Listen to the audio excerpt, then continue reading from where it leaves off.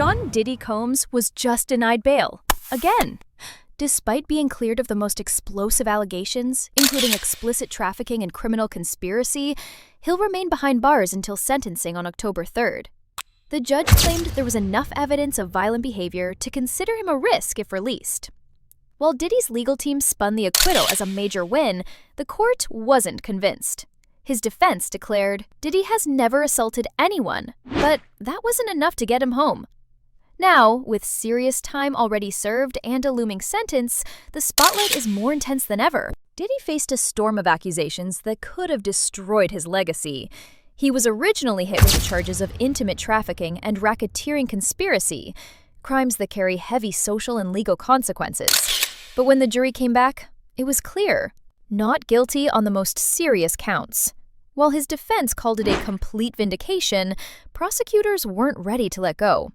The focus now shifts to a single, lesser charge, facilitating illicit activity, which still holds weight, but nowhere near the impact of what could have been. So why did the judge still refuse to let him go? The courtroom buzzed when it was revealed that even the defense admitted Diddy had a history of aggressive behavior. Add in concerns of possible intimidation tactics, and it painted a picture that even a $1 million bond couldn't erase. The judge cited ample evidence of violence as justification. Even with good behavior in jail and no altercations, the image of a potential threat was too strong to ignore. Outside the courthouse, emotions ran high.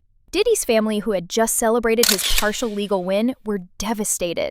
They had hoped to bring him home after nearly a year in custody. With a $1 million bond on the table and no more serious charges to hold him, they thought the odds were in their favor.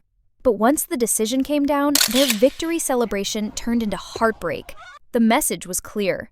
Freedom wouldn't come easy. Former federal prosecutor Nima Rahmani didn't hold back. While he applauded the jury's verdict, calling it a proper example of the system working, he questioned why Diddy was still being detained for what he called a minor offense. He even predicted an appeal could flip the decision before October. Rahmani emphasized that the jury already cleared Diddy of all claims tied to coercion and racketeering, making this detention feel more like punishment than justice. At the center of this legal storm is one last remaining offense: transporting individuals for adult-related purposes, a charge under the Mann Act. While it may sound severe, experts argue it's rarely prosecuted on its own. The defense insists this is being overblown, with prosecutors allegedly trying to reintroduce rejected evidence to increase sentencing. It's a legal strategy that's drawing criticism, especially after the unanimous jury decision to acquit on the bigger claims. Diddy's lawyer, Mark Agnifilo, says the fight isn't over. He's preparing an appeal to overturn the bail denial and has made it clear they're not giving up. From highlighting Diddy's peaceful behavior in custody to pointing out inconsistencies in the prosecution's approach, the defense is using every angle to shift momentum before sentencing day. They believe that if the system worked once, it can work again. All eyes are now on October 3rd, the day Diddy's fate will be sealed. He's already logged nearly 10 months in jail, and based on sentencing guidelines, he could be looking at 21 to 27 months total. But here's the twist. Prosecutors are still pushing to add elements of coercion and force, despite the jury rejecting those allegations. That could boost the potential sentence to up to 5 years.